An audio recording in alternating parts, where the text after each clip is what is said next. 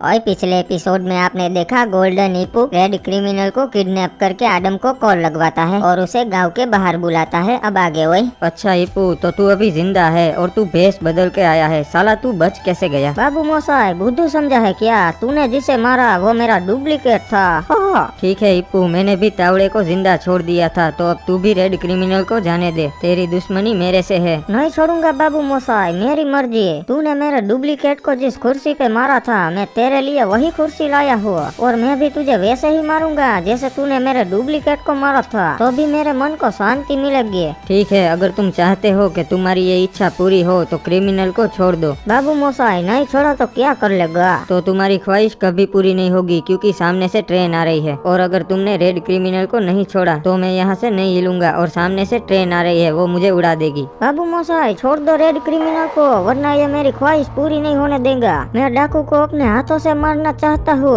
सरकार शुक्रिया, आपका ये एहसान मैं कभी नहीं भूलूंगा। आपकी बहुत बड़ी मूर्ति बनवाऊंगा क्लॉक टावर पे। डाकू आडम, ट्रेन नजदीक पहुँच गई है, पीछे हट जा।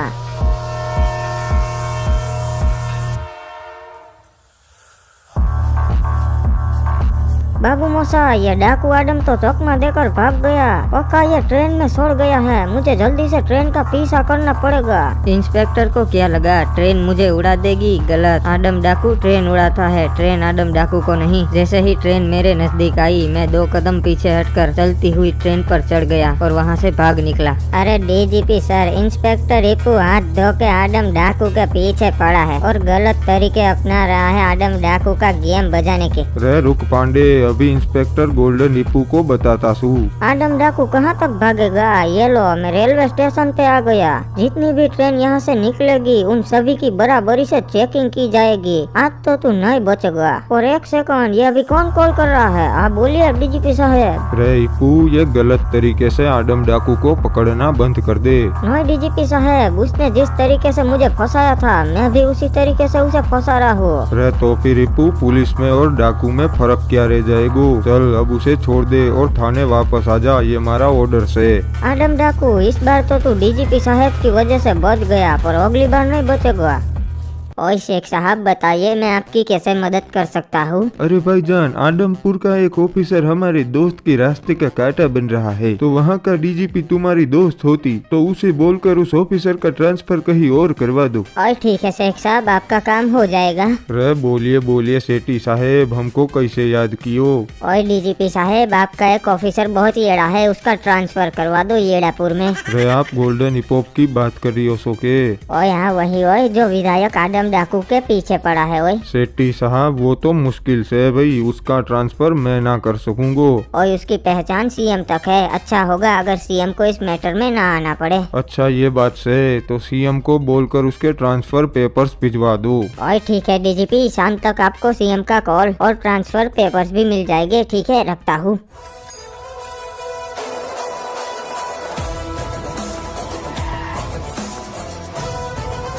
हाँ बोलिए डीजीपी साहब, क्या काम है? रेपू, बुरी खबर से थारो ट्रांसफर हो गयो से येड़ापुर में, और तुझे कल से वहाँ ड्यूटी ज्वाइन करनी से। नहीं डीजीपी साहब, मैं नौकरी छोड़ दूंगा, पर यहाँ से आडम डाकू के मारे बिना तो कहीं नहीं जाऊंगा। रेपू, ऊपर से प्रेशर से भाई, तो तुझे जल्दी करना पड़ेगा।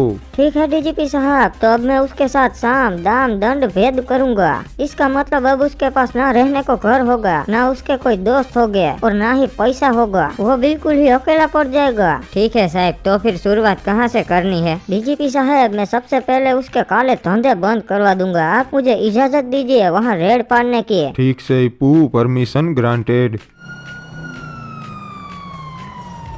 पुलिस आ गई है नुबड़ो, कोई अपनी जगह से न हिलेगा, रेड पड़ी है। अरे इंस्पेक्टर साहब, गैरेज में क्या रेड पाड़ रहे हो? यहाँ आपको क्या मिलेगा? वो मैं खबर मिली है कि यहाँ बंदूकों और कटों का व्यापार हो रहा है। और 1 सेकंड, तू तो बता रहा था कि ये गैरेज है, तो फिर ये बंदूकें यहाँ क्या कर रही है? अरे ब्लू क्रिमिनल, फंस गए, अब कुछ करना पड़ेगा। अरे साहब, वो गन्स मेरी है, मैंने छुपा के रखी थी यहाँ, और इन सबको पता भी नहीं था, तो मुझे अरेस्ट कर लीजिए, ये सब तो बेगुनाह है। वह रेड क्रिमिनल, तेरे आदमी लोग तो वफादार है और मैं इसे अरेस्ट कर लेता हूँ और इस गैरेज पे सील लग जाएगा, मतलब के ताला बंद। अरे ये इंस्पेक्टर अब क्या चाहता है? हमारे धंधे की बंद करवा रहा है। चल बेटा अब बता कि आदम के कहाँ कहाँ और कितने काले धंधे हैं, मुझे सबकी डिटेल्स चाहिए, समझा। अरे साहेब हम बता रही है हमारे सरकार के कौनो काले धंधे नहीं है, वो बंदूकें तो हमारी थी। अरे बेटा बुद्धू समझा है क्या, मुझे पता है कि तूने ये इंजाम क्यों अपने सर लिया, ताकि तू रेड क्रिमिनल को अरेस्ट होने से बचा सके। अरे साहब मैं बता रहा हूँ ये ऐसे मुंह नहीं खोलेगा, एक काम करो इसकी जुबान निकाल लो। सही कहा तावड़े, इसकी जुबान निकाल लेता हूँ।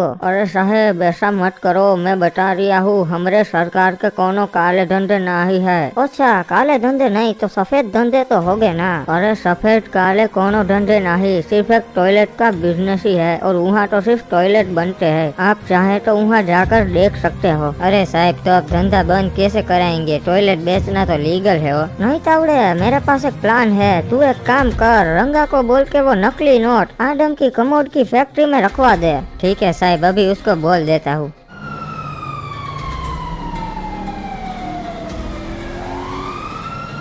अरे ये पुलिस वाले हमारी फैक्ट्री पे क्यों आए हैं? लगता है शायद कमोड लेने आए हैं। चलो कोई अपनी जगह से नहीं हिलना, पुलिस वालों की रेड पड़ी है।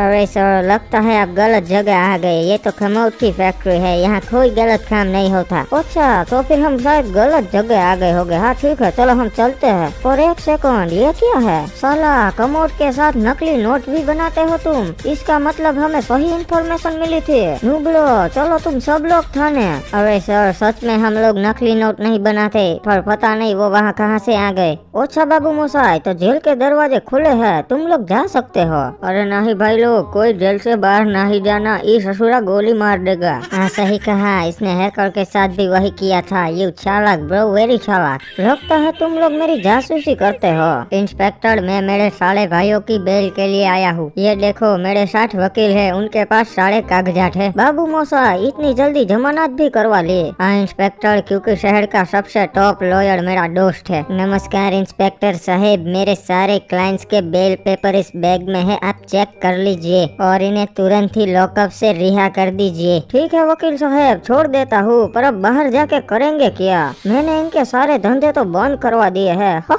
थैंक यू इंस्पेक्टर हमारे साथ कोऑपरेट करने के लिए, and mind your own business. चलो भाई लोग अब हम चढ़ते हैं। देखा ना तावड़े तूने, हमने कितनी मुश्किल से इन्हें पकड़ा था, साले 2 मिनट में रिहा हो गए। हाँ साहब मुझे आज समझ में आया कि क्यों आप हैकर को जेल में ही मार देते हो। भाई लोग जेल में कोई तकलीफ तो नहीं हुई ना? अरे नहीं हमें तो नहीं हुई, पर सिर्फ ब्लू क्रिमिनल को पीटा था। अरे भैंस की आँख, ये तो सरकार है, ये यहाँ क्या कर रहे हैं? अरे नहीं ये तो कौन फटीचर आदमी लग रहा है, हमारे सरकार नहीं है। अरे ये मैं ही हूँ तुम्हारा सरकार आदम डाकू, मैंने सब मोह माया छोड़ दी है, मैं अब से यहीं रहने वाला हूँ। हाँ सरकार, वैसे भी हमारे पास अब कुछ बचा भी नहीं, हम कंगाल हो गए हैं। इंस्पेक्टर इप्पू ने हमारे सारे धंधे बंद करवा दिए। हाँ क्रिमिनल, हम हमारे पुराने पापों के फल भुगत रहे हैं, अच्छा किया उन्होंने। वैसे भी मेरे जैसे डाकू के साथ तो ऐसा ही होना था। सरकार ऐसा मत कहिए, हम फिर से सब ठीक कर लेंगे। नहीं क्रिमिनल, मैंने इन गांव वालों के साथ भी गलत किया है, तो सबसे पहले तो मैं उनकी मदद करना चाहता हूँ। एक काम कर, मैंने जो वो आखिरी ट्रक छुपा के रखा है ना जिसमें गोल्ड और पैसा है, वो लेकर आ, मैं वो सारा गोल्ड और पैसा इन गाँव वालों में बांट दूंगा। अरे सरकार अगर वो भी हमने दे दिया तो फिर तो हमारे पास फूटी कौड़ी भी नहीं बचेगी। अरे क्रिमिनल, हम करेंगे भी क्या उन पैसों का, इससे अच्छा है हम जरूरतमंदों को दे देते हैं। मेरा मन तो बिल्कुल भी नहीं है कि गांव वालों को ये पैसे दे दूं, पर अब सरकार ने बोला है तो मुझे दिल पे पत्थर रख के ये ट्रक बाहर निकालना ही पड़ेगा। हमारे पास जो भी था वो तो हमने खो दिया, पर अब ये आखिरी ट्रक है वो भी खो देंगे। हाँ भैया जी बोलिए, हमको यहाँ काहे बुलाए? गाँव वालों, सबसे पहले तो मैं आपसे हाथ जोड़कर दिल से माफी मांगना चाहता हूँ, मैंने आपके साथ बहुत गलत किया है, इसीलिए बदले में मैं आप सबको मेरी तरफ से एक छोटी सी भेंट देना चाहता हूँ, प्लीज इसे स्वीकार कीजिए और मुझे मेरी पुरानी गलतियों के लिए माफ कर दीजिए। अरे इतना सारा सोना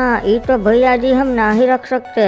नहीं, अगर आपने ये भेंट स्वीकार नहीं की तो मैं ये समझूंगा कि आपने मुझे माफ नहीं किया। भैया जी अगर आपने ये हमें दे दिया तो आप क्या करेंगे? अरे मुझे जीने के लिए धन दौलत की जरूरत नहीं, आप लोगों का प्यार ही काफी है। अरे भैया जी हम बता रहे हैं, आपका दिल बहुत बड़ा है, प्लीज हमें माफ करने का बोलकर शर्मिंदा मत कीजिए। अरे ये तो आप गांव वालों का बड़प्पन है, और मैं अपनी बाकी की जिंदगी आप गांव वालों की सेवा में ही गुजारना चाहता हूँ। मैं आदमपुर में पक्की सड़कें, स्कूल और अस्पताल सब बनवाऊंगा। अरे भैया जी ये तो हम गांव वालों का सौभाग्य है कि आप जैसे सरकार हमें मिले।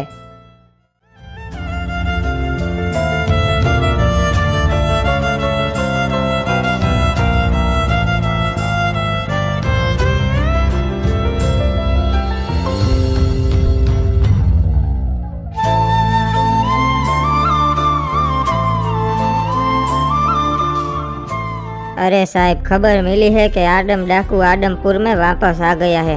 अरे वाह बाबू मोसाई, तब तो अभी जाता हूँ उस नुबड़े को पकड़ने।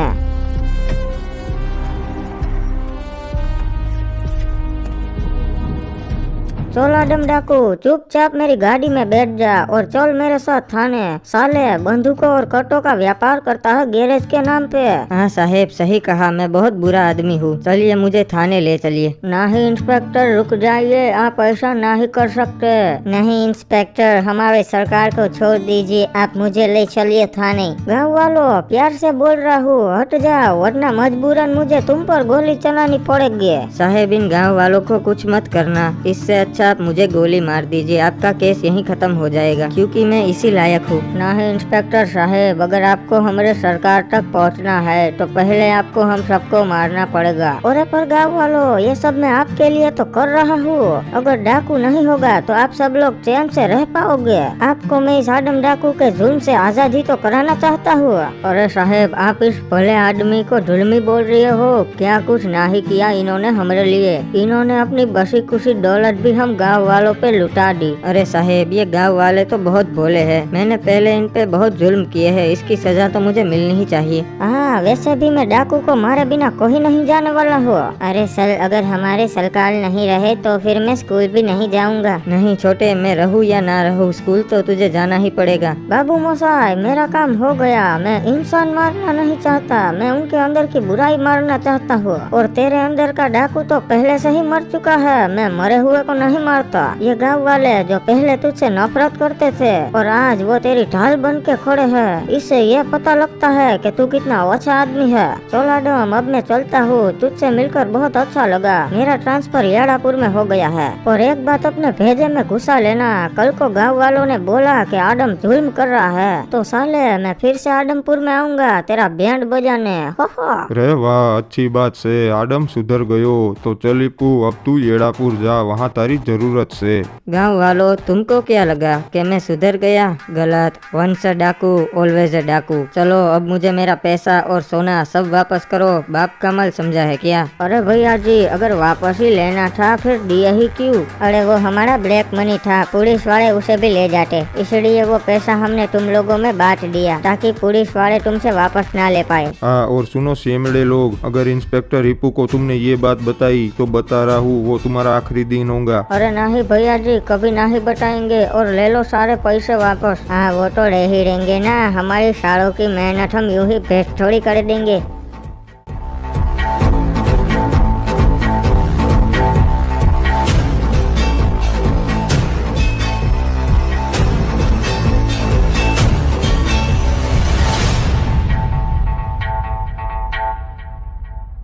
So guys, that's it for the video. अगर वीडियो अच्छा लगा हो तो लाइक करो और चैनल पे नए हो तो सब्सक्राइब करो। यहाँ पर हमारे डाकू आडम की पहली सीजन खत्म हो गई है और दूसरी सीजन 1 मिलियन सब्सक्राइबर्स कंप्लीट होने के बाद आएगी। तो क्या कर रहे हो यार, तब तक पहली सीजन अपने दोस्तों को शेयर कर दो। और डाकू, तेरे को मना किया था फिर भी तूने जुल्म किया ना, अगली सीजन में देख लूंगा तेरे को।